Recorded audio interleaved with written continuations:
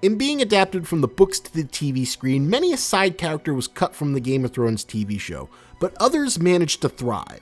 Simple people who were mostly minor flavor characters left in the background had the opportunity to become major players and see their stories expand in scope. And perhaps there's not a better example of this than the tale of the Spider and the Mockingbird, or Lord Varys and Littlefinger, aka Petyr Baelish. Both have similar origin stories, having come from next to nothing and rising to the point where they both became lords of well-known repute who serve on the small council, one the Master of Coin and the other the Spy Master, both of them seeking to shape and mold the political field of Westeros to suit their own ends, but for two very different purposes. And so, amidst the Game of Thrones being played by the Starks and the Lannisters, and the War of Five Kings, we have another game being played in the shadows, between two men who have two very different ideas of what's best for the Seven Kingdoms of Westeros. A Dark Knight and a Joker playing out their machinations from the shadows in easily one of the best expansions of material from the book, creating one of the greatest stories seen in Westeros, a shadow game, a battle between the Spider and the Mockingbird over the future of Westeros. A battle which would define or redefine the very nature of a Game of Thrones. So join me as we take a deeper look into the dark eunuch protector of the Seven Kingdoms and the mad lord looking to burn it all down. What are you two conspiring about? Well, whatever it is, you'd best hurry up. You gotta love to be gone back yet. Love is a 10 out of don't you grab it. Now, in the books, Varys and Littlefinger are basically side characters with very little screen time. They never get any POV chapters. They're just flavor characters meant to color Ned Stark's opinion on the den of vipers that is King's Landing. But in the show, they get much more time to be fleshed out, including a very heated rivalry, becoming the unsung villain and hero of Westeros. And every great hero and villain deserves a great origin story. For Varys, he started out as a slave who performed in a troupe until he was sold off to a mage who castrated him for a blood magic ritual. But from there, he became a thief. But quickly he learned that information was far more valuable than mere coin taken from the pockets of those wandering the streets. Word of his skill with information grew to the point where Loras Targaryen had him brought across the sea to serve as his spy master, and as Varys' network and influence grew further, he managed to serve as the spy master for both Loras and his successor Robert Baratheon. But ultimately, the one true person he serves above all else is... Who do you truly serve? The realm, my lord. Someone must. Varys, who began his life as a slave, who earned his noble status, understands the plight of the common man perhaps the best out of any of the noble characters in Game of Thrones, and every action he takes is for the greater good of the realm itself. That is the reason why he is a deeply entrenched Targaryen loyalist. Because despite the faults of the incest kings of the past, the Seven Kingdoms were largely stable under their reign compared to the neglect he saw under the rule of Robert Baratheon, who proceeded to put the kingdom into debt as he was largely an absent king who would try to do as little ruling as possible outside of his whoring and drinking, and the occasional battle. But Varys worked to try and restore the Targaryen dynasty, seeing that as the best method to ensure stability was to restore a stable monarchy. The kind the realm needs. Incompetence should not be rewarded with blind loyalty. I wasn't born into a great house. I came from nothing. You wish to know where my true loyalties lie? Not with any king or queen, but with the people. The people who suffer under despots and prosper under just rule. The people whose hearts you aim to win. While his actions might seem duplicitous, ultimately he is someone who has the kingdom's best interests at heart.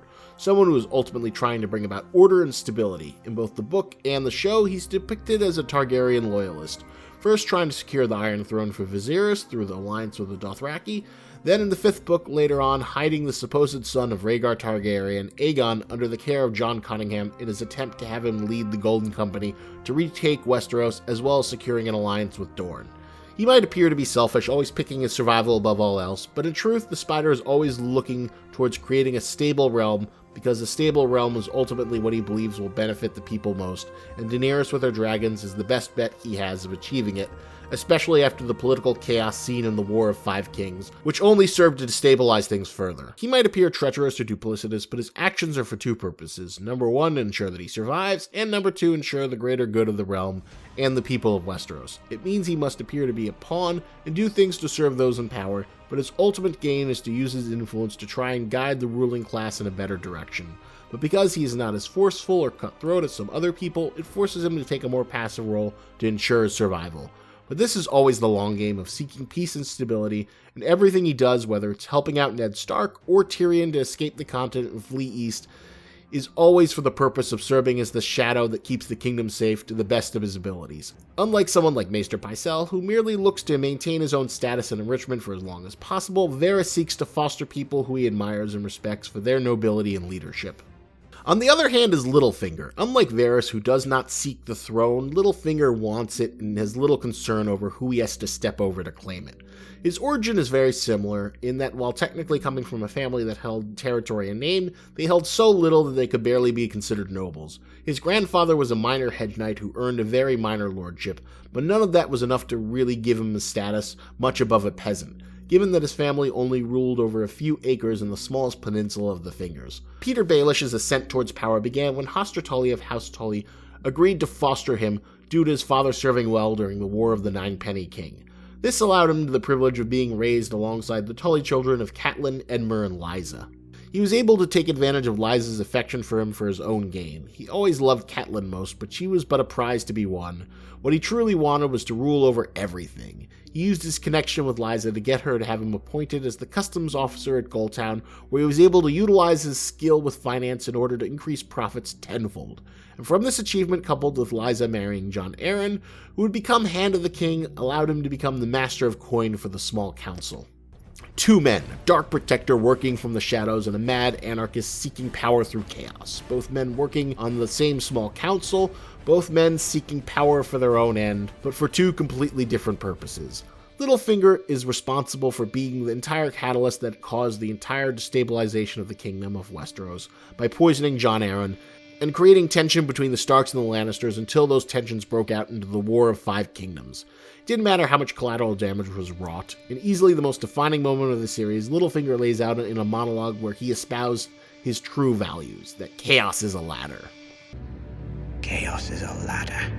Many who try to climb it fail, and never get to try again. The fall breaks them, and some are given a chance to climb, but they refuse. They cling to the realm, or the gods, illusions. Only the ladder is real. The climb is all there is. For a duplicitous man who never lets anyone know what his real aim is or what his real goals are, this scene is probably the most direct version where he tells us exactly how he sees the world, that ultimately everything else is a lie, an illusion, and through the madness of discord, through the lack of tradition or power, there is nothing but opportunity in that chaos.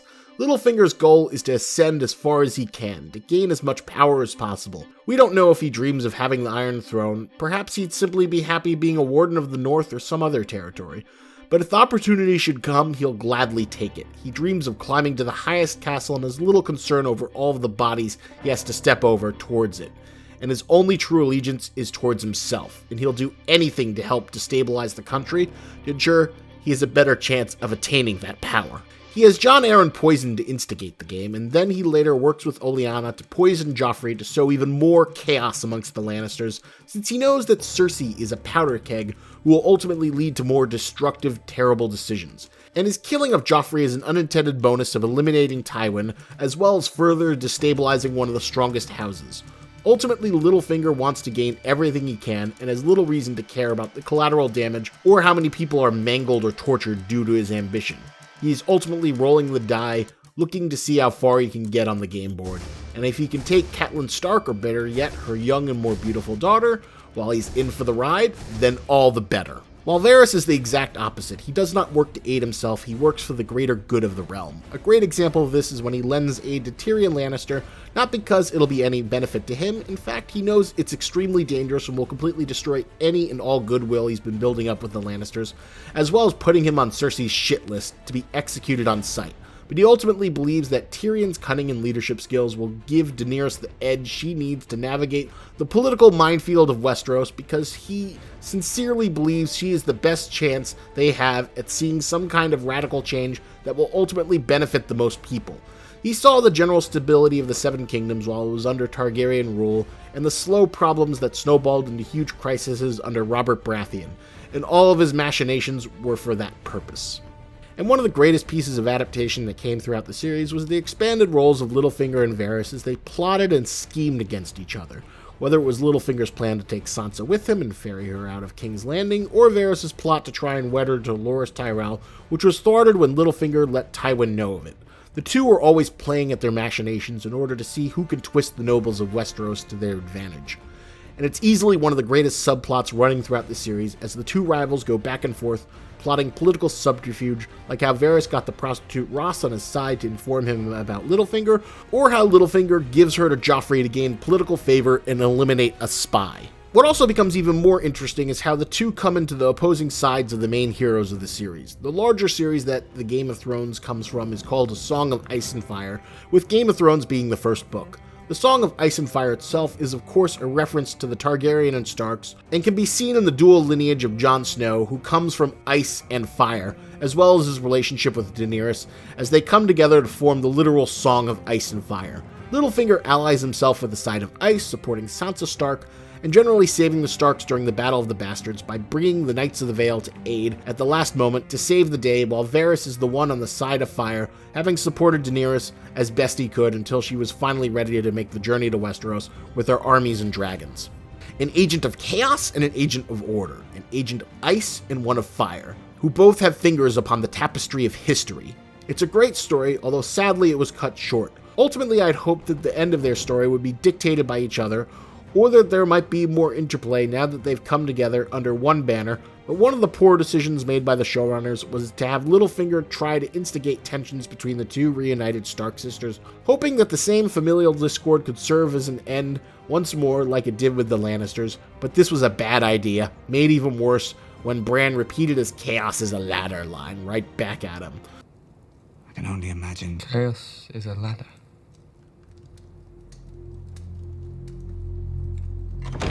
So the most conniving man in all of Westeros couldn't take a hint and kept poking at the wolf until the wolf literally bit his head off, leading to his public execution by the Stark children as they tried him for the crimes in court. This to me made sense on a practical level in terms of culling the field of Game of Thrones villains as the series made its way towards the endgame.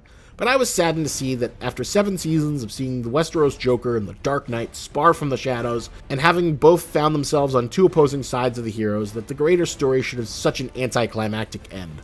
They were both denied having a face-off, and the anarchy of Littlefinger was cut short before he could try and make a final stab at the Iron Throne. It's one of the great losses given how much of their station had risen throughout the series, and their material was expanded from the books. And as the series reaches its close, I hope that when you rewatch it for the 4th or 5th time, that you pay special attention towards the fight for the soul of Westeros taking place in the shadows between the Mockingbird and the Spider. Thanks for tuning in to another video for a month of Ice and Fire. Hope you enjoyed this one. We're halfway through the final season, and I still have 3 more videos because we're taking this to the end game, man. We're making videos till the very end of Game of Thrones because that's how I'm doing it. So tune in next week, next Sunday, for another new Game of Thrones video essay from yours truly. And if you like what you're seeing so far, go check out my bounty page, link in the description below, where you can go pledge and tell me which of these video essays you've liked the most. Send some cash, pledge your money, support your good old boy Lobster for the content you like, and if you want, you can place a bounty for content that you want to see, like Wings of Prophecy with his Berserk and Game of Thrones mashup that he requested, that I'm going to do as the final video of this series. Or maybe I'll do more if that's what you want to see. Pledge and bounty down below and tell me what you want, and give some cash to the content that I've already done if you liked it. Thanks for sticking around, and remember, lobsters and tennis, but don't you grab it. Oh, come, they said, come to the fair said he, but I'm there, all black and brown and covered in hair. And down the road from here to there, 3 boys are going to the dancing bear. They dance and spun all the way to the fair. Oh, sweet, she wasn't pure and fair, the maid with